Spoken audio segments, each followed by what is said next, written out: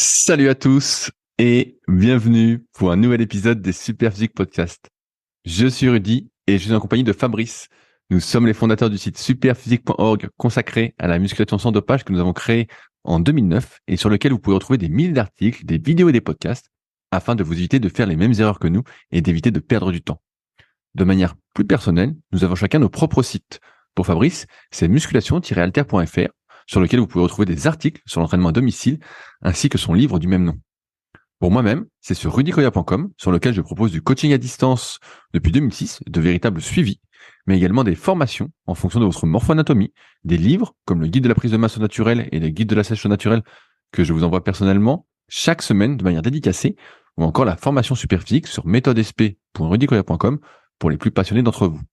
Enfin, vous pouvez retrouver sur le site Superphysique notre marque de compléments alimentaires destinée à améliorer votre santé et dont une bonne partie est bio, et notre application SP Training disponible sur tous les stores afin de vous permettre de savoir quoi faire à chaque séance. Enfin, vous êtes les bienvenus au Superphysique Gym et à la Villa Superphysique à proximité d'Annecy, mais pour ce faire, il faudra me contacter avec le lien directement dans la description. Allez, c'est parti. Salut Fabrice, comment ça va aujourd'hui ? Salut Rudy, ça va? Alors déjà, Rudy, est-ce que tu te souviens de la citation de la semaine dernière qui pourrait devenir un peu la tagline de notre podcast ou tu as déjà oublié? J'ai complètement oublié, c'était il y a 2 semaines Fabrice, donc Ah ouais, 2 tu semaines. perds en plus la tête. Alors je la redonne pour tout le monde, et y compris les nouveaux auditeurs. C'est: si je ne suis pas à ce que je fais, je ne pourrai pas être ce que je suis. Et comme on peut, comme on peut la lire un peu de différentes manières, c'est toujours très profond quand c'est pas très très clair. Mais en gros, ça dit que il faut mieux éviter d'écouter ce podcast si vous faites votre séance de musculation et que pendant votre séance de musculation, vous ne devez être qu'à votre séance de musculation pour pouvoir devenir l'être que vous serez avec votre pratique de la musculation. En résumé, c'est ça. L'être suprême, le guerrier légendaire, quoi. C'est bien ça Voilà. que vous allez devenir. En gros, imaginez si vous avez regardé Dragon Ball Z quand vous étiez adolescent. On n'imagine pas Vegeta en train de faire du smartphone dans la salle du temps, tu vois. Ou t'imagines pas comment ça s'appelle, Gohan, le fils de Ouais, Sangoku, voilà, qui pendant l'entraînement il va aller regarder s'il a reçu des WhatsApp, tu vois. C'est pas possible. Tu peux pas atteindre la transformation numéro 3 si tu as fait des entraînements avec aussi peu d'implication. Et donc en gros, c'est ça que nous dit cette citation, Rudy. Et mais de qui est cette citation? Elle est créditée de Fabrice? Ben non, en fait, j'ai écouté un podcast en espagnol, et donc le type avait dit cette phrase-là en espagnol et je l'ai traduit plus ou moins en français et je me suis dit tiens, elle est pas mal cette phrase-là. Et donc voilà. Et comme c'est une traduction puis que la traduction est de moi, je m'approprie un peu la phrase, tu vois, je fais un peu du vol de phrase. Ah, tu l'as écrit sur ton tableau, alors, sur ton frigo, je veux dire. Je l'ai écrit sur ma page d'accueil de mon ordinateur. Vu que moi-même, de temps en temps, j'ai un peu de mal avec le smartphone, j'en fais aussi un peu trop à mon goût. Et ben, comme ça, je me la donne. Et je me suis dit que ça faisait un peu plus vendeur que pour le podcast que le kikimètre, parce que le kikimètre, ça fait trop humble, tu vois. Ça fait trop humble. On dit cette phrase. Ça fait trop humble d'avoir conscience que tu joues au kikimètre quand tu fais de la muscu, quand tu fais du rameur ou quand tu fais je sais pas quoi. Notamment des randonnées, mais j'en parlerai peut-être après. Est-ce que tu veux aborder quelque chose? Oui, bien sûr, bien sûr. Moi, j'aimerais savoir, Fabrice, où tu en es du rameur et du skieur, sachant que, pour la petite info, j'ai fait 2 petites séances de rameur, justement, à cadence 20 pour voir. Ah ouais, c'est rigolo. Quelle surprise ça. Sacré Rudy. Ouais, bah en fait, ce qui se passe, c'est qu'avant j'étais en Espagne, donc j'allais à la salle et tout ça, et je suis revenu en France, donc le temps de faire le trajet, de m'adapter et tout, il y a eu une petite pause dans le rameur. Oh non! Et ouais, donc je me suis commandé le ski erg que je vais recevoir samedi, et je m'étais dit je vais rester un petit peu avec mon rameur à eau là pour voir, et je pourrais faire par exemple rameur à eau, ski erg, et puis mon petit vélo Décathlon, et voir comme ça se goupille. Je compléterai avec de la natation, de la rando et tout. Je voulais pas lâcher trop d'argent d'un coup, et en fait en retestant mon rameur à eau, je me suis rendu compte que c'était une belle daube. et que je pouvais considérer que j'avais pas de rameur. Et donc, soit il faut que je relâche un billet pour avoir le rameur concept 2, soit faudra que je me spécialise sur le ski erg. Mais effectivement, le rameur à eau, il était pas bien celui que j'ai. Et c'est marrant parce que quand on faisait de la muscu dans le temps, parce que des fois, il y avait des machines à la salle qui étaient toutes pourries. Genre, vous aviez des presses à cuisse avec un plateau qui était trop petit, on pouvait pas mettre ses pieds suffisamment haut, ils étaient trop bas, ça faisait mal aux genoux. Enfin, il y avait souvent des trucs comme ça dans les salles de muscu. Là, je crois que la situation s'est quand même améliorée et que le matériel est quand même de meilleure qualité de nos jours. Mais avant, il y avait souvent des machines, on se dit, mais c'est un babouin, quoi, qui a conçu la machine, c'est pas possible, il a jamais monté dessus pour tester. Et en fait, je pense que c'est ce qui s'est passé avec mon rameur à eau et qu'en fait, la personne qui l'a conçu, c'est pas possible. Elle s'est jamais vraiment mis dessus ou elle a jamais fait d'un vrai rameur. Parce que sinon, ça saute aux yeux qu'il y a des trucs qui vont pas, et notamment l'endroit où on pose ses pieds, c'est trop haut, l'angle est pas bon. Enfin bref, il y a plein de choses qui vont pas. Et si je faisais une comparaison, c'est comme si le rameur Concept 2 ou le rameur Technogym que j'avais testé au fitness park, c'est comme si c'était une presse à 45 degrés avec un gros plateau, on va dire. Et là, le rameur à eau que j'ai chez moi, c'est comme si c'était une presse à 70 degrés avec un tout petit plateau et où le plateau, en plus, il serait un petit peu incliné. Et moralité, on peut pas bien engager ses jambes dans le mouvement. Et comme moi, j'y connaissais rien, je me dépouillais sur mon rameur à eau et ça avait une certaine efficacité. Mais en fait, c'est très éloigné d'un vrai truc, quoi. C'est quelque chose pour faire joujou puis se fatiguer, mais c'est pas fait pour vraiment s'impliquer dedans, quoi. Et donc voilà, moralité, le rameur à eau, t'avais raison, Rudy, c'était une bonne. Et j'aurais mieux fait de faire comme tout le monde et choisir le truc de référence qui était le rameur concept 2. Parce qu'au final, là, il faut que je le revende. Donc je dois le brader. C'est Puis que invendable. je vais devoir C'est en racheter invendable. un si jamais je décide de... Oui, ouais, je pense que je vais le brader très peu cher puis que ça partira peut-être. Mais effectivement, au final, ça me coûte plus cher vu que je finis par avoir le vrai rameur en ayant plus perdu sur la vente d'occasion du précédent. Donc voilà, bien mauvaise stratégie, Rudy. Mais revenons à toi. Donc pour la première fois de ta vie, je crois, tu as testé de faire du rameur à cadence basse, si je comprends bien. Oui, Alors qu'avant, tu faisais du 500 mètres en résistance 10 et à toute vitesse, c'est ça? oui, pas vraiment. Pour ceux qui suivaient à l'époque, quand je faisais du rameur, c'était il y a 4 ans. En général, je faisais 2 séances différentes. Je faisais une séance où je diminuais le nombre de mètres chaque semaine. Et en gros, je faisais des sortes de sprints de 40 secondes, 35, 30, etc. Puis je faisais une séance, je faisais des 500 mètres, mais sans me soucier de la cadence, où j'accélérais d'une seconde aux 500 mètres chaque semaine. En gros, c'était un peu ça mon entraînement pour le résumé de mémoire. Et donc, comme t'en as fait, et donc tu parlais du drag factor, tout ça, je me suis dit, tiens, je vais essayer, je vais voir ce qui se passe. Donc, je me suis dit, je vais faire cadence 20 et je vais tester un peu toutes les résistances Ouais. pour voir ce qui se passe. Et force est de constater que même sur du long, pour moi, là, je suis en train de faire des 1000 mètres, hein, donc c'est pas si long que ça. Oui, c'est pas très long en fait. C'est pas très long, mais en fait, à cadence 20, là où je suis le plus rapide, à cadence 20, je me rendais pas compte, mais c'est vraiment une très basse fréquence, hein, c'est un coup toutes les 3 secondes, hein, donc tu fais pas grand-chose Ouais. quand même. Mhm. Et en fait, là où je suis le plus rapide, c'est à 9 sur 10. D'accord, là où tu es le plus rapide. Là où Ok. c'est le plus rapide, sans tirer comme un fou en plus. Car là, mon idée, entre guillemets, c'est de tirer comme si je faisais un 2000, quoi. Je me dis, je fais un 2000, Mhm. donc qu'est-ce que je peux tenir? Et je vois bien que, donc j'ai testé 1, 2, 3, 4, 5, etc. Et à chaque fois que je montais, sauf à 10 où là, c'était vraiment très musculaire. Donc, pour info, mon rameur, quand il est un peu vieux, son drag factor au max, il est à 220. Et donc là, j'ai pas regardé, mais ça doit être à peu près 200 sur le 9. Et c'est là où je suis le plus, on va dire, le meilleur compromis pour l'instant, quoi. Donc, en plus, je me suis motivé parce que j'ai inscrit un nouvel adhérent à la salle qui fait 1m96 et qui a Ouais. donc le gabarit du rameur. Et je me suis dit, putain, il manquerait plus que 2 autres personnes s'inscrivent, des grands. Et puis, on se ferait des compètes de rameurs. On pourrait aller faire le championnat de France de rameur en relais et on aurait toutes les chances de gagner. Ah, Mais, mais bref, donc là, j'en fais une fois par semaine en montant progressivement la distance. Mais c'est vrai que j'étais assez surpris. Alors, c'est sans doute aussi parce que du fait que je sois lourd, je dois faire 96 kilos. Et c'est vrai que, en fait, dès que je me penche un peu en arrière, en fait, je vois le truc qui accélère tout seul, quoi. Tu sais, j'ai pas ce truc. Là, j'ai vraiment l'impression qu'à cadence 20, j'ai vraiment l'impression de rien faire, hein. Donc après, les mecs, effectivement, en font pendant 10 minutes, pendant 20 minutes, etc. Donc c'est Oui, sûr qu'à la plus fin, que ça ça, crève. normalement. Mais c'est vrai que bah, je fais exprès de rester à 20, donc pour pas accélérer. Donc, mais c'est vrai que putain, c'est pas le rameur plaisir quand même 14-20. Ouais, Pour ouais, non, moi, c'est pour moi, sûr ça. qu'à dans un, faut apprendre à aimer. Mais en fait, oui, non, quand ils font ça, c'est sur les sessions justement de longue durée. Donc, tu vois, ça va être 2 fois 20 minutes ou 40 minutes. Donc, 1000 mètres, c'est vraiment très peu. Après, sur cette histoire de Drag Factor, en fait, moi, j'étais un petit peu étonné parce que j'avais vu des types qui, comme toi, qui étaient lourds, là, qui faisaient 90-100 kilos. Et sur le 2000 mètres, et à l'entraînement, ils disaient qu'ils mettaient un Drag Factor à 140, sauf éventuellement pour les sprints. Ouais, alors que Voilà, moi à j'ai voir. testé à 5-6, franchement, je perds à peu près 6 à 7 secondes de 500 mètres.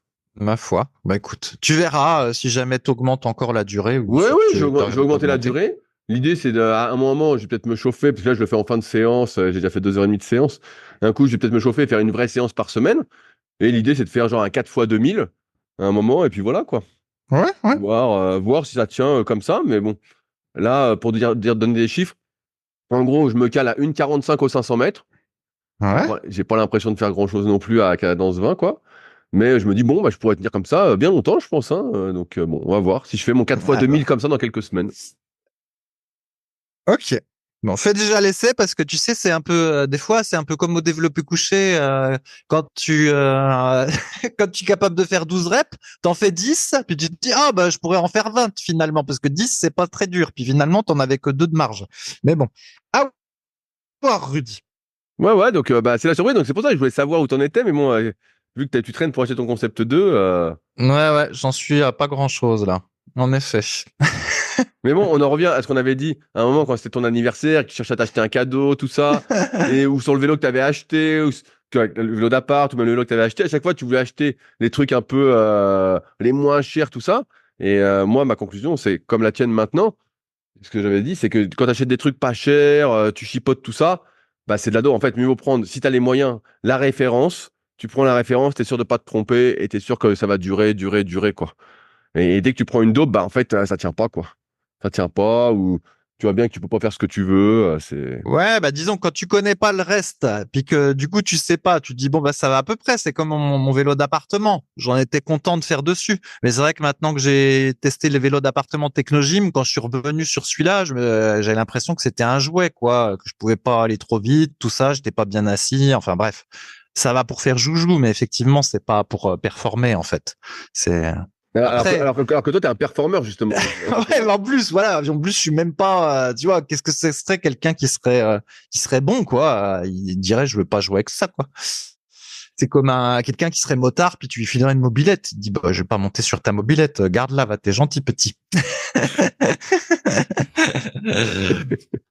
Alors, sinon, en parlant de guerrier, Rudy, donc, quand j'étais en Espagne, j'ai fait des petites randonnées tranquilles, dont une avec un copain qui est en Espagne.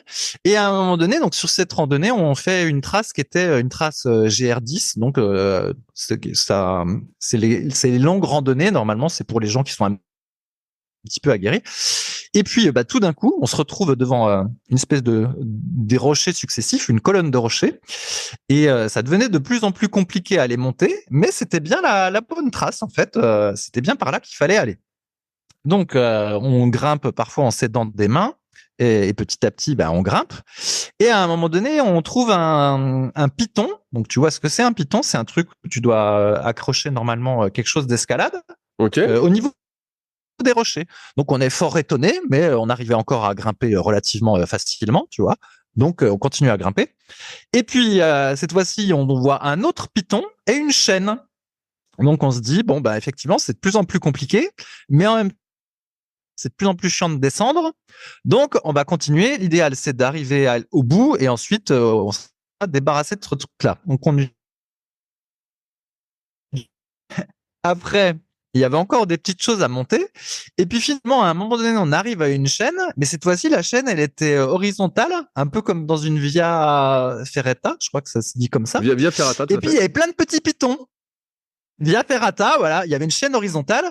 Et en fait, je pense que l'idée, c'était d'utiliser la chaîne horizontale pour mettre ses mains et de mettre ses pieds sur les rochers, parce qu'ils n'étaient pas complètement verticales quand même.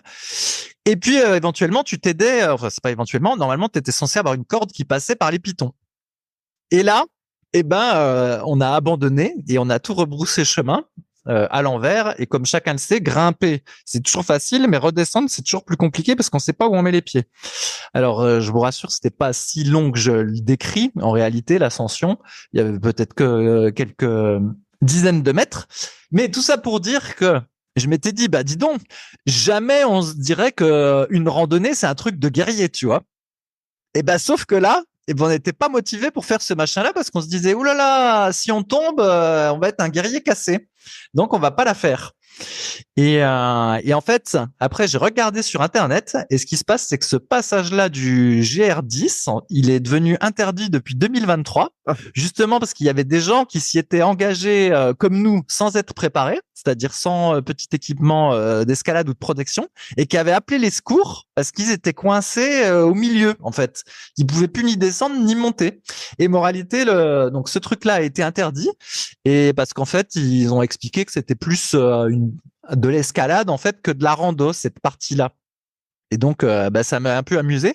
Et sur le coup, je me disais décidément encore une occasion où je ne serais pas un guerrier parce que on a abandonné quoi. Et moralité, dans chaque discipline, il y a toujours un truc où tu peux être guerrier, tu vois, parce que même en rando, tu peux être guerrier avec des passages super difficiles, sachant que nous, on n'avait même pas de gros sacs, alors que ceux qui font le GR10, qui passaient par là, ils avaient peut-être un sac, tu vois, de 15 kilos en plus à gérer dans tout ce bordel. Donc voilà, c'était pour l'anecdote de l'espèce de randonnée escalade. Hein. Putain, mais s'il veut le faire Stallone dans Cliffhanger, il serait monté jusqu'au bout, lui. Hein. Ouais, c'est ça. Lui, il a même pas besoin de la chaîne. Et il monte jusqu'au bout.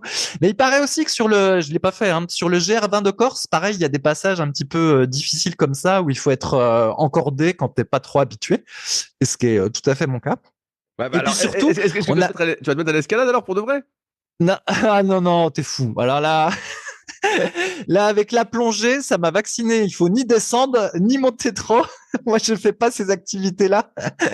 Je préfère être, comme on dit dans le jargon, une couille molle que tenter des trucs trop compliqués maintenant. Ça, je tente pas. Mais voilà, ça m'a amusé. Je me suis dit, voilà, est-ce que un vrai guerrier qui fait, je sais pas moi, 180 au squat là, est-ce qu'il aurait monté ce truc-là? Je suis pas sûr. Et tu vois, il y a toujours une occasion en fait qui te ramène à la réalité puis qui te dit finalement je suis pas complètement fonctionnel. Hein. Il y a toujours un truc qui va pas. Bah, évidemment, évidemment, puis, tu peux pas être bon dans tout. Comme tu disais à un moment là, quand tu faisais de la longe côte là. Et tu t'étais rendu compte qu'il y avait des compétitions de longe côte, tout ça. Donc tu disais, à un moment, il y en a qui cherchent à corser le truc. Donc là, dans chaque activité, de toute façon, tu peux faire un truc hyper difficile et être le champion de ta discipline qui existe à moitié.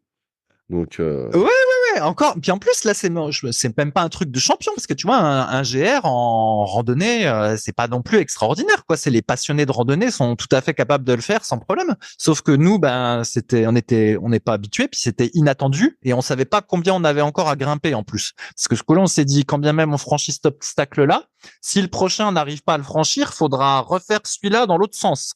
Alors là, ça va être compliqué. Donc on a abandonné, mais voilà, même les randos, ça peut être dur. Et donc comme j'avais une Smart TV aussi, Rudy, pendant que j'étais en Espagne. Une Smart TV? Mais c'est quoi ce truc-là? Smart TV. C'est un truc, c'est une TV où tu peux regarder YouTube dessus. Oh là là là là. Ouais, tu peux regarder YouTube dessus. Et alors, du coup, j'ai regardé regardez ma chaîne YouTube, les analyses morpho-anatomiques en vidéo. Super. T'as dû te régaler alors. J'ai pas pensé à faire ça. En même temps, il m'a pas proposé YouTube. Hein. Normalement, il est censé me proposer mes centres d'intérêt. Il t'a pas mis dedans. Et donc, ce qui est très rigolo, c'est qu'on peut voir les championnats. On peut voir des championnats de rameurs. De rameurs sur l'eau, d'aviron, voilà. On peut voir des championnats d'aviron sur la chaîne qui s'appelle World Rowing. Et donc, on voit des types qui sont fins, mais quand même plus musclés que quelqu'un de normal, mais quand même relativement fins par rapport aux passionnés de muscu qui écoutent ce podcast. Et puis, qui donc font des 2000 mètres et dont on considère que c'est une épreuve où on a une des meilleures endurances et résistances de la planète quand on a un niveau olympique sur site d'épreuve. Et en même temps, on peut aussi regarder les championnats de strongman de l'Arnold Classic avec Eddie Hall et le type qui s'appelle Thor, mais enfin son pseudo c'est Thor, son vrai prénom puis son vrai nom, je ne saurais pas le dire.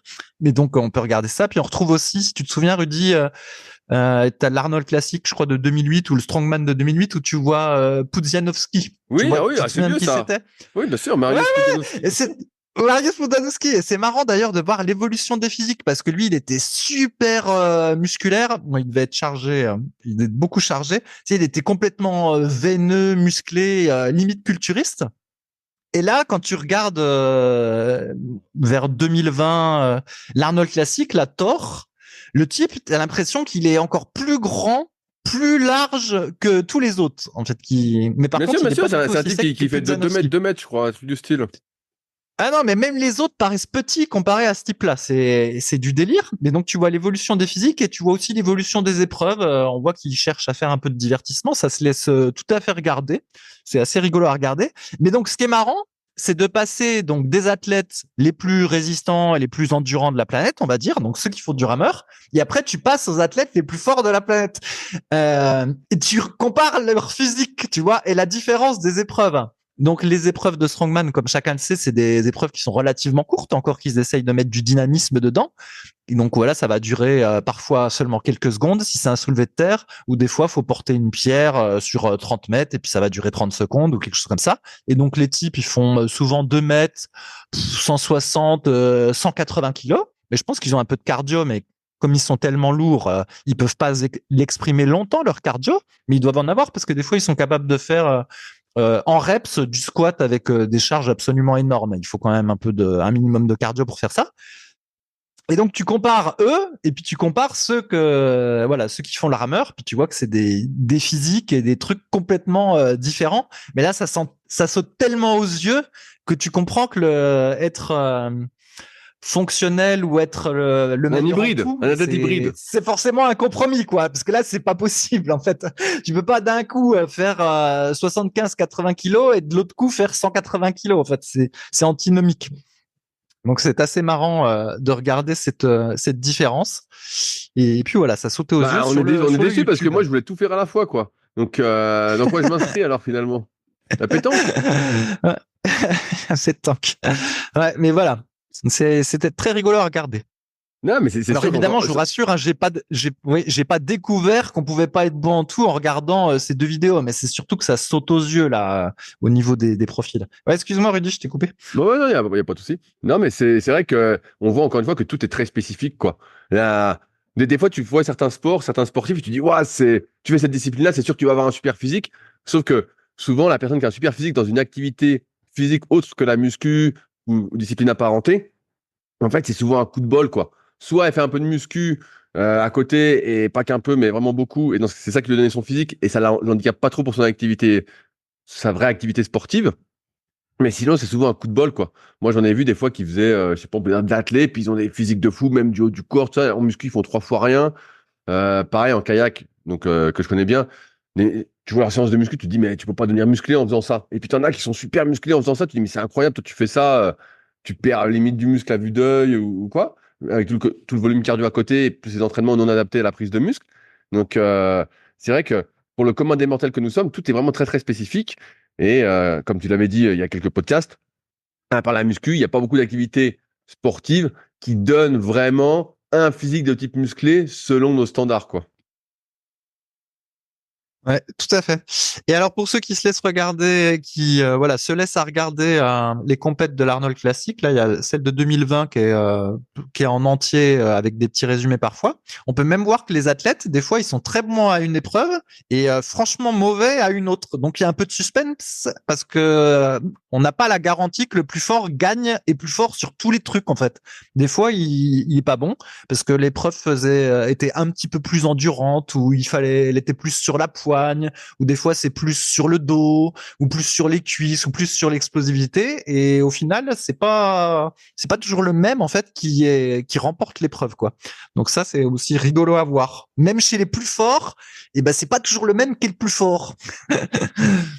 Ouais, non, mais c'est pour ça que à chaque fois qu'on parle de compétition, je sais plus avec qui j'en parlais la dernière fois, mais ou comme on avait fait les compétitions super physiques, il y a toujours des gens qui disaient oui, les tableaux super physiques, ils sont pas adaptés au poids de corps de chacun, c'est pas juste, il faudrait vraiment faire un système. Nanana. Et j'expliquais comme à chaque fois que, en fait, tout le système de compétition qui existe, à chaque fois, n'a pas vraiment de sens dans le sens où on est tous tellement différents, que ce soit en termes de longueur osseuse, de longueur musculaire, d'influx nerveux, de capacité à recruter ses muscles, de par son hérédité, de par sa psychologie, tout ça, qu'en fait, la compétition, elle est contre soi, j'ai envie de dire, pour ceux qui ont envie, mais elle est certainement pas contre les autres, parce que contre les autres, en fait, tout est spécifique. Et si tu es le meilleur des meilleurs des meilleurs, c'est un gros coup de chance et que tu as hérité et qu'en plus tu as été motivé par tes efforts, tout ça, tu as eu une sorte de cercle vertueux qui t'a amené à performer à fond. Mais que ça n'a pas trop de sens sinon ces compétitions, comme tu le dis. Des fois, tu as des gars, ils sont hyper forts dans un truc, et puis juste à côté, pour exemple, on parle de strongman, un autre truc qui a l'air très ressemblant quand on n'y connaît pas grand-chose, et en fait, ils finissent genre dernier de l'épreuve, dernier sur 10, je vais dire une connerie, alors que juste avant, ils étaient premier sur 10 sur une autre épreuve qui était apparentée, quoi. C'est exactement ce qui se passe. Donc pour ça que les compétitions, c'est toujours, on dit, ouais, ça sacre le meilleur. Voilà, bon, c'est toujours des trucs comme ça. En fait, ça sacre le gars qui était le plus fait pour et qui s'est pris au jeu le plus tôt prévu. Et puis là, dans le strongman, en plus, le survivant, le mec qui est pas encore mort de tous les produits qu'il a pris. Voilà, quoi. Ah, c'est vrai. Malheureusement. Ouais. D'ailleurs, je me demande comment leur dos fait pour tenir, mais bon, on saura dans 30 ans. Ah dans 30 ans, ils sont tous morts. Non, mais ils auront peut-être pas le temps d'avoir mal au dos, ils seront déjà tous morts. Je sais pas. Non, mais parce que ceux des années 80, je sais plus comment ils s'appelaient, la Magnus, je ne sais quoi. Enfin bon, comme je suis pas passionné à fond de strongman, je veux pas dire de bêtises. Parfois, ils sont là comme accompagnants de l'épreuve. Donc manifestement, ils sont encore vivants ceux-là. Mais voilà. Ouais, À voir. En tout cas, pour ceux qui ont la Smart TV et qui veulent regarder le YouTube et des choses intéressantes sur le YouTube. Allez plutôt sur la chaîne Rudy Koya. Et regardez des vidéos d'analyse morpho-anatomique pour apprendre à personnaliser votre programme. Là, vous allez vous régaler. Là, vous allez apprendre quelque chose. Ok, Rudy. Ouais. Bon, avant qu'on attaque des questions du forum ou d'autres actualités, je voulais faire un petit point sur l'application SP Training. Donc, pour ceux qui suivent mes différents podcasts et un peu les réseaux sociaux, vous avez pu voir que la version iOS était sortie. Donc, copie conforme de la version sur Android, qui avait été plusieurs fois mise à jour suite à vos recommandations, à vos suggestions que vous aviez pu mettre sur les forums Superphysique, qui sont toujours, Topic est toujours ouvert. Donc, si ça vous intéresse de participer à l'amélioration de l'application, de faire vos retours et suggestions, n'hésitez pas à aller sur forum Superphysique, donc superphysique.org puis forum. Vous tomberez facilement sur le sujet de l'application. Et il y a Pierre qui répond, donc le développeur. Donc là, elle est sortie sur iOS. Et donc, moi qui suis sur iOS, j'attendais ça avec impatience, bien que j'ai pu la tester un peu en amont, que j'ai pu échanger avec Pierre ces dernières semaines, ou j'ai envie de dire, quand je dis ces dernières semaines, c'est 2 dernières années de semaines pendant lesquelles il a développé l'application. C'est un peu ça. Voilà. Je suis témoin. Rudy n'exagère pas. C'était bien plus de 2 ans. Voilà. Et donc, là, je suis vraiment content qu'elle soit sortie parce que c'est vrai que elle correspond pour l'instant, donc ça fait pas longtemps qu'elle est sortie, mais exactement à ce que j'attendais, à ce que j'espérais. Et ce petit chat Rudy dont on parlait il y a 2 semaines avec Fabrice, c'est vraiment pour moi une grosse révolution. Alors je dis révolution, certains diront que je suis pas objectif et peut-être que je le suis pas, mais c'est vrai que là, on arrive pratiquement, je dis bien pratiquement, à ce que je fais faire à mes élèves chaque semaine en fonction de ce qu'ils ont fait. Alors certains vont dire la progression est trop lente, donc on va dire elle est trop rapide. On essaye de s'adapter au mieux. Ça remplace pas un coaching comme je l'ai déjà dit parce qu'il n'y a pas le côté humain, il n'y a pas la discussion, il n'y a pas la correction des exercices en vidéo. Mais pour ceux qui ont leur programme ou qui prennent un programme du site Superphysique qui sont déjà intégrés dans l'application, ça permet de progresser à ce qui est selon moi la bonne vitesse par rapport à tout ce que j'ai pu expérimenter sur des milliers de personnes, donc depuis 2006, depuis le temps que je coach. Et donc, vous passez également vos petits niveaux. À chaque fois que je passe un petit niveau, donc c'est marrant parce que là, ça fait une semaine que je l'utilise. Donc, je mets une petite story, tout ça. Mais c'est vraiment super, quoi. Vraiment, je suis très, très content. Et ce qu'il y a de fort, parce qu'on pourrait nous dire, ouais, mais c'est juste un cahier d'entraînement, tout ça. Vraiment, ce petit chat en plus, cet algorithme et arbre décisionnel, pardon, je perds un peu ma voix, qu'on a mis en place, que Pierre a mis en place en me demandant de théoriser un peu plus ma méthodologie, fait vraiment un super boulot. Donc, et ça peut pas être concurrencé. C'est le truc qui est un peu fort. C'est parce que je crois que, sans trop me tromper, je suis le seul à avoir autant d'expérience en termes de suivi hebdomadaire, en disant quoi faire à chaque personne, en termes de nombre de répétitions, en termes de temps de récupération, de nombre de séries, de charges à mettre, tout ça. Et donc, le petit chatbot va moduler ces différents facteurs chaque semaine en fonction de ce que vous avez fait pour vous aider à mieux progresser et donc à faire exactement ce dont vous êtes capable, qui va vous faire gravir une marge de plus, et chaque semaine une petite marge de plus, et parfois pendant très très très longtemps. Et comme j'ai souvent dit, des fois j'ai des élèves pendant 52 semaines, pendant 1 an de suite, ils font que progresser. Alors bien sûr c'est les contre-exemples, les exceptions, mais qui peut vous faire progresser pendant très très très longtemps, et ensuite ça vous fera recycler comme il faut, aux bonnes charges, faire des bons déloads, on en reparlera peut-être après, voilà. Donc c'est vraiment cool. Donc je le rappelle pour ceux que ça intéresse, donc c'est SP Training, c'est sur iOS et sur le Play Store, donc l'App Store et le Play Store. Il y a 1 mois gratuit avec toutes les fonctionnalités, donc c'est gratuit, vous avez accès à tout. Vous êtes évidemment pas obligé de vous abonner par la suite ou quoi que ce soit, vous pouvez enlever l'abonnement, tout ça. Mais en tout cas, n'hésitez pas à nous faire des retours, à la tester, à dire ce que vous aimeriez, ce que vous n'aimeriez pas. On va pas tout mettre en place parce qu'il y a des choses qui, on va dire, coïncident pas avec notre vision de ce qu'il faut faire pour progresser en muscu. Elle s'adresse pas aux pratiquants confirmés, elle s'adresse aux pratiquants débutants, semi-débutants, intermédiaires, qui savent pas trop comment faire, aux personnes qui font de la muscu par intermittence, qui en font, qui arrêtent parce qu'elles progressent pas. Donc bref, c'est vraiment ça notre cible. Sinon, après, on va plus vers un coaching, on va dire, vraiment personnalisé sur le choix des exercices, l'amplitude, tout ça. Bref, c'est pas le sujet. Mais ouais, c'est vraiment un gros truc. Donc, vous pouvez l'essayer gratuitement. Et si vous souhaitez participer donc à son évolution, parce que l'application elle est avant tout pour vous, hein. Nous, ça fait bien longtemps qu'on a fait entre guillemets le tour du sujet et qu'on s'entraîne plus par plaisir que pour progresser, étant plus investi dans d'autres activités, aussi bien Fabrice que moi-même. Et n'hésitez pas. Le but c'est vraiment que elle vous aide du mieux possible, et donc vos retours sont fortement appréciables, notamment sur les forums Superphysique. Sinon, vous pouvez directement m'envoyer un message via mon site rudicoya.com. Il y a un lien contact et je me ferai un plaisir de transférer à Pierre ou de mettre sur le forum pour qu'on en discute tous ensemble. En tout cas, voilà. L'application est lancée, 7V3 est enfin là et elle est super. En tout cas, moi, je trouve qu'elle est super et j'espère que vous la trouverez également super. Enfin, avant qu'on continue, merci d'avance à ceux qui prendront le temps de mettre 5 étoiles sur 5 sur le Play Store ou l'App Store. Ça aide énormément. Encore une fois, plus il y a de monde qui l'utilise, plus on aura de retours, plus on pourra l'améliorer, plus ça va générer d'argent et plus on pourra la faire grossir. C'est toujours le même but depuis le début avec Superphysique, c'est permettre au plus grand nombre de progresser, de moins perdre de temps, de réduire son risque de blessure.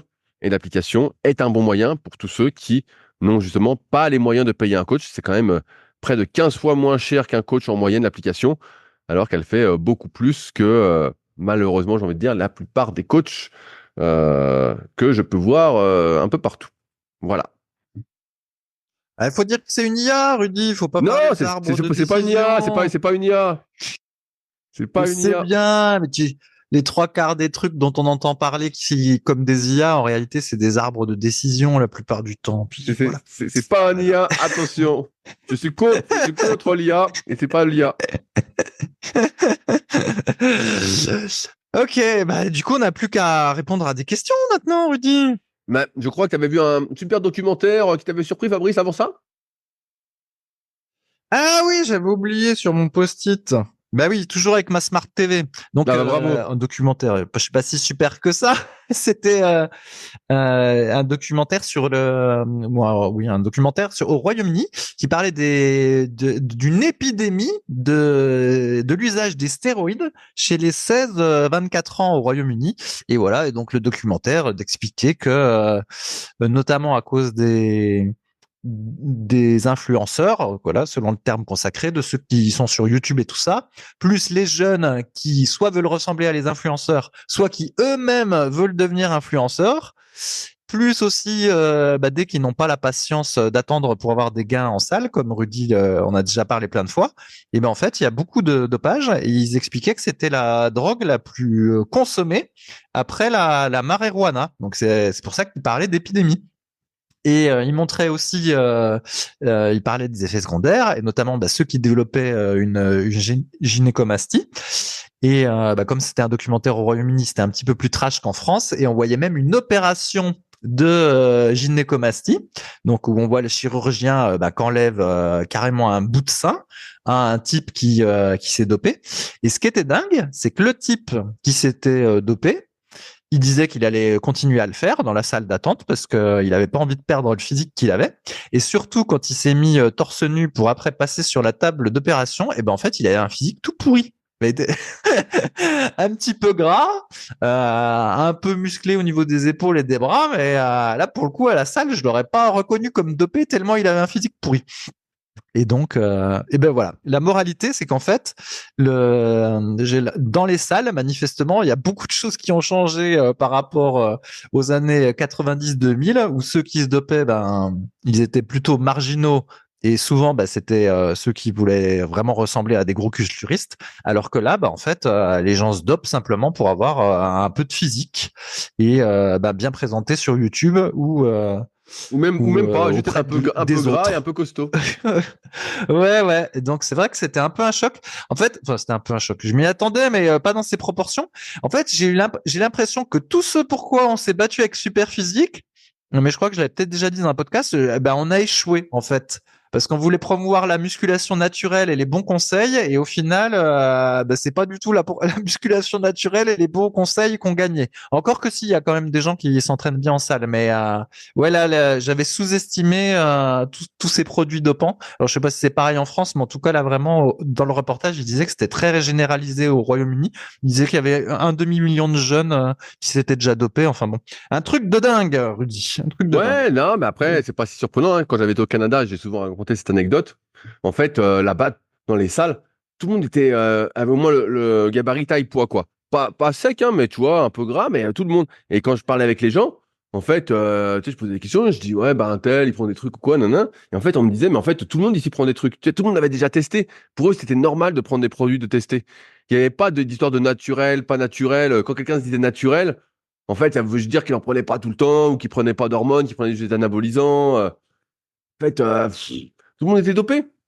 Donc, Ouais, mais ton truc du Canada, ça date de quand, Rudy? C'était 2016 ou quelque chose comme ça? C'était il y a 10 ans. 2013. 2013. Ouais. Ah ouais, tu vois, c'était il y a 10 ans. Mais en fait, maintenant, comme c'est tellement facile d'avoir les produits par Internet, et ben, c'est vrai que ceux qui n'ont pas, comment dire, une espèce d'éthique pour le naturel, et qui n'ont pas peur des effets secondaires parce que finalement ils n'ont pas l'air d'avoir peur des effets secondaires, et ben du coup ils y vont en fait. C'est vrai que c'est tellement galère de s'entraîner sans dopage que c'est un peu comme le catholicisme, puis croire en Dieu et faire tes prières en espérant aller au paradis, tu vois, c'est un peu ça quand même, s'entraîner sans prendre de produits dopants. Faut le vouloir. C'est un genre de purgatoire avant l'heure tellement c'est dur de progresser. Donc forcément, ceux qui font de la muscu, surtout pour les résultats, comme c'est tellement facile, de ce que je comprends, bah ils y vont quoi. Et voilà. Donc la situation est bien pire que ça n'était par le passé. bien sûr, mais ouais. comme j'avais résumé un coup, avant, comme tu l'as dit, c'était les professionnels, ceux qui voulaient en vivre, qui étaient vraiment doués, qui se dopaient. Du moins, c'est ce qu'on voyait. Maintenant, c'est le dopage de l'amateur. Et l'amateur pourri. L'amateur qui veut pas se donner la peine, qui veut pas suivre sa diète, qui veut pas s'entraîner dur, du moins qui a pas le truc, qui veut pas s'informer, qui est pas vraiment passionné, il va se doper. Et donc, on a plein qui se dopent, qui ont des physiques pourris. Hein. Ça fait longtemps que j'ai pas été sur les forums. Et je crois qu'il en existe encore un ou deux francophones où les mecs se dopent, tout ça. Mais à l'époque, il y avait Body Info qui a duré peut-être pas 10 ans, mais bien 4-5 années. Et en fait, là-dessus, tu voyais plein de types déjà qui se dopaient, qui avaient des physiques. Tu te disais, mais c'est pas possible, ils se dopent pour ça. Et les mecs étaient affreux, étaient gras, pas tous, hein, mais il y en avait beaucoup qui avaient des physiques. Tu te disais, mais attends, il suffirait que tu t'entraînes correctement, que tu laisses faire le temps et tu serais mieux que ça, en fait. Mais Ouais, voilà, tu laisses faire le temps. ah ouais, mais bon, là, ton gars, j'ai parlé de documentaire, il a un physique un peu lambda, un peu gras, juste costaud.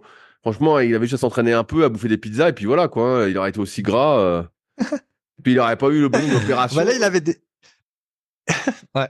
Il avait des seins, il avait des seins en bonus là. Ah ouais, bref. Et voilà. Puis après, il fait son opération gynécomastie. Et le chirurgien donc expliquait que quelquefois enfin, il enchaîne les opérations, si j'ai bien compris, et qu'il y en avait déjà une certaine partie, bah, c'était des types qui avaient pris des stéroïdes. Donc c'était pas des adolescents qui avaient des problèmes naturels d'hormones, c'était voilà des types qui avaient pris des stéroïdes. Ouais. Bah ouais, ça m'étonne pas du tout. Là, je veux pas balancer, mais là, même pareil, dans n'importe quel sport, là, on voit pas mal Moi, je suis le site sp15.fr, pour ceux qui connaissent. Et ceux qui connaissent pas, vous pouvez aller voir. C'est un site qui est un peu consacré à l'athlétisme. Et donc, pas tous les jours, mais ils font un gros travail d'investigation, de documentation, tout ça. Et à chaque fois que quelqu'un est pris pour dopage, bah, ils mettent et ils expliquent ce qui s'est passé, vraiment. Ils vont faire des choses et tu vois des trucs des fois qui tombent. Tu te dis, mais c'est incroyable, quoi. Jamais tu penserais que des gens se dopent pour faire ces perfs-là ou quoi. Et c'est incroyable, quoi. C'est incroyable. Ça s'est démocratisé, quoi. Voilà, ça s'est démocratisé. Malheureusement. Et... Ok. Mais oui. Alors, il y a une question que j'ai sélectionnée à laquelle je voulais qu'on réponde. Donc, c'est une question de Billy H. Il a mis le 9 avril, donc une question récente. Bonjour, je m'entraîne depuis 2 à 3 ans en musculation et j'ai changé de programme il y a quelques temps. J'en suis à la 6e semaine de programme. C'est un entraînement 4 fois par semaine. Pull, push, leg, rest, donc repos, upper, rest. Donc avec une séance haute du corps. Dans mes séances du PPL, je commence par un exercice en 3 x 5 répétitions. Traction lestée pour le pull, développé couché pour le push et soulevé de terre pour le leg. Puis je passe à une partie plus hypertrophique sur les autres exercices. Mon objectif est de prendre de la force sur ces mouvements, mais aussi et surtout de me muscler. Lors de la séance upper, je commence donc aussi par du développé couché, des tractions lestées, mais en série plus longue. Je progresse bien sur les performances avec ce programme depuis que j'ai commencé, et j'essaie de suivre de près ma diète. 2800 à 2900 calories, très légère prise de masse, maintien. La semaine prochaine, je ne pourrai pas m'entraîner. Je pourrais m'entraîner, mais pas dans la même salle que d'habitude. Pas les mêmes bancs, la même Smith, la même barre de traction. Je m'étais dit que ça pourrait être l'occasion de faire une semaine de déload. Premièrement, est-ce une bonne idée? Deuxièmement, comment bien mettre ça en place? J'ai vu qu'on pouvait par exemple baisser de 40% la charge de travail. Mais j'augmente le nombre de répétitions? Car si je fais du développé couché à 50 kg pour 8 à 12 répétitions, par exemple, ça risque d'être très facile. Alors c'est peut-être le but. Troisièmement, comment reprendre après un déload? Aujourd'hui, par exemple, j'ai débloqué un palier au développé couché en validant un 3 x 5. Si je décharge la semaine prochaine, est-ce qu'à la reprise, je continue la progression en augmentant ma charge au développé couché, comme j'aurais fait en temps normal? Ou est-ce que je repars de plus bas? Ou à la même charge que j'ai déjà validée? Merci beaucoup. PS, avant ces 6 semaines, je m'entraînais déjà 4 à 5 fois par semaine. C'est juste que depuis 6 semaines, j'ai arrêté de changer de programme tous les mois en me concentrant vraiment sur quelque chose et en traquant ma diète comme il faut. Fabrice, qu'en penses-tu? Ouais, bah je vais te laisser répondre au truc. Je vais élargir sur l'intérêt ou pas du déload, parce que c'est vrai que nous on n'en parlait pas avant de ce truc-là de déload. Alors nous dans les années 2000 au début, ben on faisait pas de déload, on s'entraînait le plus dur possible à chaque fois et on a vu que ça marchait pas bien. Il y en avait qui progressaient ou il y en avait qui progressaient un petit peu, mais on finissait toujours par stagner.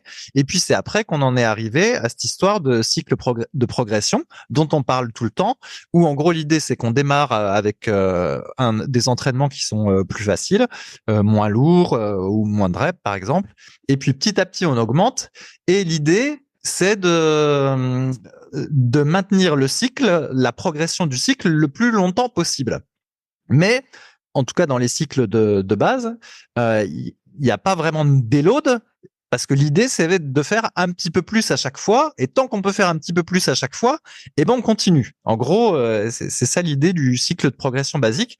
Et avec l'idée que si jamais on met un déload là-dedans, au contraire, ça va peut-être casser la bonne machine, alors que si le cycle, eh ben, il fonctionnait bien et que par exemple, on ajoutait une rep par-ci, une rep par-là, par exemple aux élévations latérales, eh ben, on continue tant qu'on peut. Et puis voilà. Et éventuellement, à un moment donné, on diminue le nombre de reps, puis on augmente un peu la charge. Mais voilà, en gros, l'idée, tant qu'on peut avoir une toute petite progression chaque semaine, eh ben, on l'a fait. C'était l'intérêt du cycle de progression. Et du coup, cette histoire de déload, il y a 2 aspects. On peut voir un aspect pour préserver un petit peu ses tendons et ses articulations. C'est-à-dire que si on s'entraîne presque à fond tout le temps, même si on est très content de progresser, en admettant qu'on arrive à progresser à chaque fois, eh ben, le problème, c'est qu'on est toujours un petit peu on va dire, en surcharge ou en tension tendineuse articulaire. Et ce qu'il faudrait pas, de temps en temps, même si ça perturbe la progression, utiliser des charges plus légères. Ça, c'est la première question que je te pose, Rudy. Parce que, par exemple, dans les programmes de rameurs que j'ai vus, c'est vrai qu'il y a toujours des semaines de déload. En fait, souvent, les programmes, ils sont organisés sur 4 semaines. Et tu as une semaine, on va dire, facile, moyenne, difficile. Et après, à nouveau, une semaine facile ou très facile. Tu vois, c'est toujours des cycles. Il n'y a jamais cette notion d'être à fond tout le temps. C'est vraiment intégré au programme. Donc ça, mais du coup, eux, ils font ça pour préserver le corps et la récupération. Je sais pas si c'est tendineux ou je sais pas si c'est lié aux tendons et aux articulations. Donc première question, est-ce qu'il faut faire des déloads pour laisser aux tendons et aux articulations se reposer, Rudy? Et autre question, est-ce qu'il faut faire des déloads y compris à l'intérieur d'un cycle de progression, alors que tout a l'air de très bien marcher, mais quand même pour peut-être redonner du souffle au cycle et se dire qu'il pourra encore durer plus longtemps si on fait un déload. Voilà comment je généraliserais la question. C'est des bonnes questions parce que en fait, toutes ces histoires de cycle, c'est quand je me suis intéressé vraiment à ces histoires un peu de préparation physique de manière générale et que j'avais commencé mon podcast Les Secrets du Kayak, je m'étais aperçu que il faisait ce qu'il appelle des cycles de développement. Et je me dis, mais c'est quoi ces cycles de développement? Qu'est-ce que ça veut dire? Et donc, il me dit, on fait, soit on fait des cycles de développement de 3 semaines et on fait une semaine plus tranquille, soit on fait des cycles vraiment intenses et dans ce cas-là, on tient 2 semaines et ensuite on fait une semaine de récup. Et donc, je me suis dit, d'où est-ce que ça sort? Donc, j'ai questionné les entraîneurs, la plupart qui ont été entraîneurs nationaux, et j'ai dit, d'où ça sort? Et donc, personne n'a été capable de me donner une vraie réponse. Et je dis, mais est-ce qu'il y a quelque chose à regarder ou pas? Et je me suis souvenu des cours que j'avais eus quand j'avais passé mon BE, et notamment qu'on avait analysé la préparation physique de Werner Gunther, le lanceur de poids, par rapport à ce que Jean-Pierre Egard lui avait proposé. Et donc, quand je me suis bien intéressé à tout ça, Jean-Pierre Egard, effectivement, a toujours fonctionné sur ce truc-là, mais pareil, c'est un truc d'expérience. Il y a absolument rien en dehors de l'expérience de quelques-uns, a priori des pionniers, qui expliquerait pourquoi on prendrait un déload après 3 semaines d'accumulation ou 4 semaines ou 5 semaines. Avec Clément, on en a pas mal parlé, notamment dans le podcast Spécial Force, où en fait le cycle continue, entre guillemets, tant qu'on n'est pas RPE 10, tant qu'on est RPE 7, 8, 9, et on continue de monter. Mais en fait, c'est plus un truc issu de la préparation physique sans de vrais fondements. Donc, je ne sais pas vraiment d'où ça sort. Donc, peut-être que quelqu'un dans les commentaires pourra nous dire ça vient de l'école russe, ils ont fait ça, tout ça. Et dans ce cas-là, je dirais l'école russe, on ne sait pas trop d'où ça sort non plus. Hein. Mais bref. Ensuite, ta deuxième question, c'était est-ce que ça peut permettre de prolonger un cycle? En fait, c'est même pas dit. C'est même pas dit que ça permet de prolonger un cycle. Parce que là, comme veut le faire Billy, et pour répondre à sa deuxième question, j'ai vu qu'on pouvait baisser par exemple de 40% la charge de travail, mais ça, c'est le pire truc à faire. Il y a un excellent bouquin, je pense que c'est inspiré des travaux de... je vais écorcher son nom. Bref, du spécialiste mondial de l'affûtage, donc du déload, qui lui est arrivé plutôt à la conclusion, d'après ce qu'il a pu voir, ce qu'il a pu tester, voilà, ce qu'il a pu valider scientifiquement, je dis ça avec des guillemets, c'est qu'il fallait plutôt diminuer le volume d'entraînement et non pas la charge. Que si on voulait éviter notamment de perdre d'un point de vue nerveux, ce qui comptait, c'était plutôt, je donne un exemple, là il fait 3 x 5, ce serait de faire 1 x 5 à la même charge de travail, ou alors de faire 3 x 3 au lieu de 3 x 5 à la même charge, parce qu'on s'est aussi rendu compte, et je pense que tu pourras le confirmer Fabrice, c'est que quand on part quelque part et qu'on s'entraîne vraiment très léger, donc il baisse de 40% sa charge de travail, en fait, nerveusement, ça suffit à perdre. Parfois, ça suffit à perdre. On se dit, ah merde, putain, quand je remets le poids paraît lourd, je me suis un peu déconditionné nerveusement, j'ai pas perdu le mouvement, mais j'ai perdu une sorte de désensibilisation. J'ai réaugmenté mon déficit de force, j'ai réaugmenté le seuil d'activation de mes différents récepteurs, que ce soit les fuseaux neuromusculaires, Golgi et autres. Et donc, c'est vraiment pas le truc à faire. Ce qu'il faut faire, c'est plutôt diminuer le volume. Donc 3 x 3 ou 1 x 5. 3 x 3, ça me paraît bien. Si tu changes de banc, ça devrait bien se passer. Ensuite, c'est vrai que nous, au début, on n'avait pas du tout cette sorte de déload. Et même d'un point de vue classique en musculation, pour prendre du muscle, pour nous, le déload, il est inclus directement dans la philosophie, la méthodologie des cycles de progression. Pour ceux qui vont utiliser SP Training et qui découvrent un peu cette méthodologie-là, en gros, j'ai une connerie, vous faites un cycle, j'ai caricaturé exprès, parce que c'est bien plus compliqué que ça. Je vais survivre. En gros, vous montez en série de 10, vous montez progressivement, petit à petit. Et pareil, là, il peut y avoir débat. Certains disent qu'il faut monter très rapidement, d'autres qu'il faut monter très doucement. Moi, j'ai plutôt tendance d'expérience à faire monter très doucement et à prolonger la progression au maximum.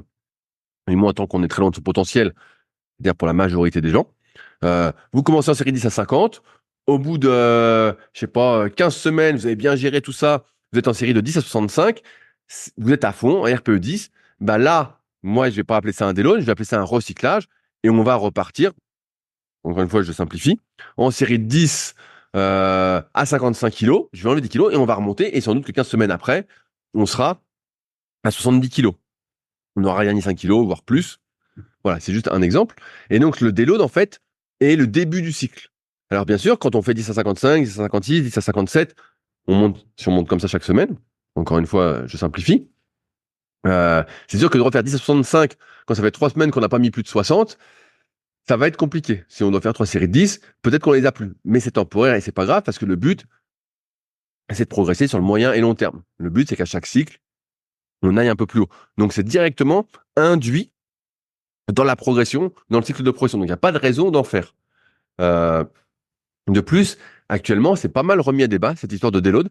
J'ai vu un article, une dernière fois, de Stéphane Morin, qui fait des super articles, notamment sur Facebook, qui est un préparateur physique qui travaille pas mal dans le foot, et justement qui remettait un peu en cause cette histoire d'affûtage, de déload, tout ça, en disant que pour lui, sur le terrain, il avait vu que si tu réduisais ton volume d'entraînement, et il parlait surtout de cette sportif de haut niveau qui avait un gros volume d'entraînement, il dit, bah, tu perdais rapidement des adaptations que tu avais eues de ce volume d'entraînement, et donc tu arrivais moins performant à la compétition. Lui conseillait plutôt de ne rien changer en termes de volume d'entraînement, et de pas diminuer l'intensité tant que ça, à l'approche de la compétition. Je le paraphrase un peu, il m'en voudra pas si c'est pas tout à fait ça, mais c'est ce que j'ai retenu en tout cas. Donc, moi, je ne conseillerais pas de faire spécialement un déload pour Billy. Tu pars, entre guillemets, en vacances, tu seras pas chez toi, pas de déload.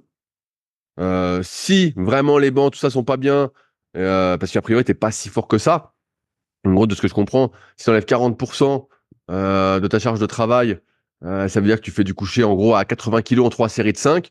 Normalement, tu as pas mal de marge de progression. Euh, Franchement, moi, j'essaierai de continuer ma progression. À mon avis, tu ne vas pas être si impacté que ça par le changement de matos. Plus tu débutes, moins tu es impacté. Plus tu es avancé, plus le matos compte. Si jamais, voilà, tu te mets sur le banc, tu t'échauffes, tu n'es pas bien parce que tu n'as pas tes habitudes, tout ça, et ben dans ce cas-là, je ferai un petit deal, comme j'ai dit, 3x3 à ta charge de travail ou 1x5. Voilà. Et je continuerai ce que je fais. Mais si, malheureusement, certains nous écoutent ou Billy est déjà parti en vacances au moment où il va nous écouter et qu'il a enlevé ses 40% et qu'il se dit comment reprendre après un déload, bah là, tu pourras, à mon avis, tu pourras pas reprendre directement à 80 kilos si tu t'entraînais à 50 kilos pendant une semaine. La sensation du poids et ta désensibilisation, ta resensibilisation, on va dire, de tes récepteurs va faire que tout va être très dur et nerveusement, tu ne seras pas dedans. Bien sûr, d'un point de vue musculaire, il n'y aura pas de souci, mais la force, c'est avant tout une adaptation nerveuse. Et quand je dis une, c'est des adaptations nerveuses en termes de synchronisation intramusculaire, en termes de récepteurs, qu'est-ce qu'ils laissent passer, qu'est-ce qu'ils laissent pas passer, qu'est-ce qu'ils inhibent, qu'est-ce qu'ils inhibent pas, qu'est-ce qu'ils laissent passer. C'est plein de petits trucs comme ça qui font que si tu diminues trop, bah, tu peux pas reprendre comme prévu. Dans mon exemple que j'ai donné, si tu fais 10 à 55, 56, 57, voilà, tu les fais plus les 65, mais c'est pas grave parce que tu vas faire bientôt 70. Si tout va bien et que t'es pas malade et qu'il n'y a pas de souci. Donc, donc ouais, c'est vraiment un truc qui est arrivé avec le power. Euh, mais ouais, c'est plus une réduction du volume, mais pas de l'intensité. Et encore une fois, en termes de préparation physique et même dans les cycles de rameur que tu peux voir tout ça, en fait, ça sort de nulle part. Alors, ça peut s'expliquer théoriquement par le fait que, comme tu dis, les tendons et les articulations, une semaine, j'ai pas l'impression que ça permet de renforcer tant que ça. Ça permet de rattraper le retard de, comment on pourrait dire, de renforcement entre les muscles, les tendons et les articulations. J'y crois moyennement qu'une semaine suffise. Mais il y a aussi la récupération un peu psychologique. Tu vois, je vois plus comme ça. Si tu as forcé pendant 3 semaines comme un fou, voilà, je sais pas, tu fais un cycle, tu es dans ton truc, tu fais ton rameur, voilà, tu es en fin de cycle, tout ça, bah ouais, si tu fais une semaine plus facile, peut-être que psychologiquement, ça va bien se passer. Je me souviens, pour l'anecdote, de Gilles Pinero, qui était dans la team Superpower, avec qui j'avais fait la planif une année où il a fait son meilleur total équipé à l'époque, si jamais, en moins de 90 kilos dans les anciennes catégories. Et bref, et donc, bah, je voulais le faire monter progressivement, tout ça. Et donc, on avait démarré, j'avais dit, on démarre facile, on va faire ça, voilà le plan Gilles, comment ça va se passer. Et lui, en fait, il détestait les séances faciles, c'était vraiment pas son truc. Et je crois, dès la deuxième semaine, il a rempli l'objectif qu'on avait fixé en série de 10.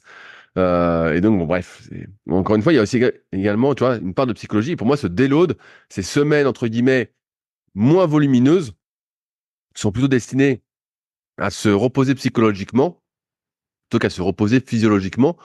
Parce que normalement, si ton entraînement est bien calibré par rapport à toi, et vraiment personnalisé, bah, normalement, ça doit bien se passer. Donc, ça soulève un autre problème, c'est que la plupart des entraînements sont pas personnalisés, sont très généralisés. Et donc, on n'adapte rien. Alors après, dans l'aviron, justement, quand j'avais interviewé Goberé, il expliquait que c'était quand même pas mal personnalisé depuis qu'ils avaient eu leur nouveau chef directeur de la performance. On va dire ça comme ça. J'ai oublié son nom. Mais et qu'il y avait plein de questionnaires à remplir, plein de choses qui pouvaient faire adapter la séance entre guillemets le matin même. Mais dans beaucoup d'activités, en fait, c'est la séance générale pour tout le monde. Et donc forcément, le déload entre guillemets, la semaine facile peut permettre un repos psychologique qui peut ce coup-ci s'entendre à l'heure où on parle de plus en plus de préparation mentale, d'entraînement mental et compagnie. Voilà, Fabrice. Ok, d'accord, ok, je vois ton point de vue. Effectivement, je me posais la question. On aurait pu, pour ceux qui font de la muscu pour l'hypertrophie, en général, le repos, au contraire, c'est pas un repos, enfin, le déload, si on peut dire, c'est pas un repos psychologique. Au contraire, on est tous stressés parce qu'on a peur de perdre ses muscles et de perdre sa force pendant la semaine de repos. Et justement, on déteste se reposer. Et du coup, au final, on a, comme tu dis, à part quand on recycle, on s'entraîne quand même toujours de manière assez intense. Et effectivement, le problème que je voyais, c'était de se dire, bah, si finalement tu mets 6 mois avant de recycler, d'un côté c'est bien parce que tu as eu 6 mois de progression, mais voilà, pendant 6 mois, bah, tu étais avec une intensité toujours plus impactante pour tes articulations, tes muscles, tes tendons, et voilà. Et ça m'étonnait que en aviron le principe du cycle soit beaucoup plus court, quoi. Je sais, ça ressemblait un peu à la périodisation, là, avec le mésocycle, Oui, le bien sûr, mais microcycle, le macrocycle, ça etc. reste sur les bases. Mais Ça reste sur les bases de la planification. exactement. Mais si tu veux, en muscu pour l'hypertrophie, en fait, il y a dans le temps, si tu te souviens, dans tes cours BPGEPS, tu avais ces histoires-là de cycle de force, de cycle d'hypertrophie, etc. Bon, ça, on avait vu que tout ça, c'était des conneries, et on continue à penser que ça, c'était des conneries. Mais effectivement, quand même, l'idée d'avoir des espèces de vagues successives d'entraînement en termes d'intensité, c'est vrai que nous, on le fait pas vraiment, sauf ce que tu as parlé de recyclage. Et donc, je me disais, peut-être que on manque de recyclage plus fréquent et que ça se trouve, nos articulations et nos tendons en bénéficieraient. Parce qu'imaginons quelqu'un qui progresse pendant 6 mois au squat, par exemple, bah, ça veut dire que pendant 6 mois, tu vois, il met toujours de plus en plus lourd sur son dos et peut-être que ça lui aurait fait du bien qu'il s'arrête, mais peut-être pas parce que ça se trouve, si il se repose et puis il met un petit peu moins lourd, il met un peu ou moins de volume, vu que là, tu as recommandé de mettre moins de volume, mais à peu près aussi lourd, et ben ça se trouve après quand il reprend le truc normal, et ben il a moins confiance en lui ou au contraire, Et après, il a des courbatures de chien. perturbé. Voilà, ou peut-être qu'il est finalement sa semaine de déload, ou je sais pas comment on l'appelle, ça lui a fait perdre de la force, et après quand il reprend au final, eh ben il a des moins bonnes sensations qu'il n'avait avant d'arrêter, puis ça se trouve il va se blesser alors qu'il se serait pas blessé s'il n'était pas arrêté.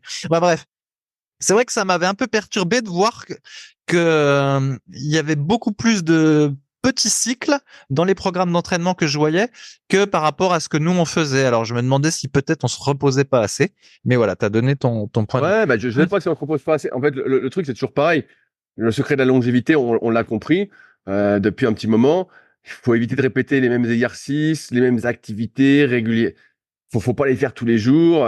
Si tu fais du squat une semaine, bien qu'on commande pas le squat, bah, quelques jours après, si tu refais les cuisses, fais peut-être de la presse. Et puis si tu fais des cuisses la semaine d'après, fais peut-être des fentes. Et puis alterne. C'est sûr que tu vas modifier le stress sur tes articulations, tes tendons. Ça a plus de sens. Maintenant, pour progresser, bah, on a bien vu que c'était quand même beaucoup moins efficace pour la majorité, à moins que tu aies un niveau très Non. confirmé, c'est moins bon. Donc, pour reposer tes articulations, j'ai envie de te dire, à partir du moment où tu fais de la muscu et que tu cherches à progresser, tout ça, de toute façon, t'es en train, je sais que ça peut faire pas plaisir, mais t'es en train de t'user, quoi. Hein. Franchement, tu fais les mêmes mouvements, tu forces, tu progresses, tu vois bien que tu prends.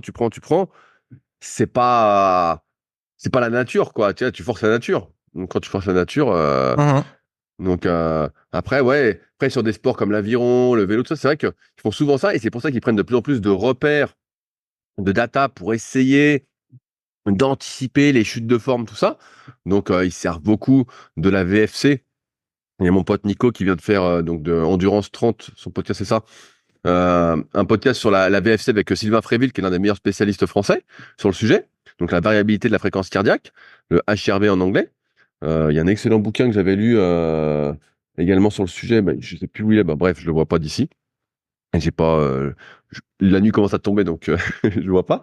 Mais mais bref, ils essayent par tous les moyens d'anticiper justement ces, ces signaux de fatigue, cette fatigue, pour justement te dire, bah tiens, là, tu vas te reposer, tu vas t'entraîner un peu moins dur pendant un petit moment, on va suivre ça, et hop, dès que tu reviens, on est reparti, quoi. Tu vois, ils essaient d'individualiser parce qu'en fait, et donc, toutes ces histoires de 3 à 4 semaines de cycle plus repos, en fait, c'est juste une généralité qui, encore une fois, tient pas sur grand-chose, parce que j'ai rien trouvé dans aucun bouquin qui établit ça vraiment de manière concrète, à part l'expérience de certains préparateurs physiques de légende, qui est bon, c'est déjà pas mal, hein. Mais dans le milieu de kayak, c'est pareil. Quand j'avais interrogé les entraîneurs nationaux, ils m'avaient dit il dit voilà, on a toujours fait comme ça, on a fait des tests. Bon, je pense qu'ils n'ont pas fait beaucoup de tests, mais voilà quoi.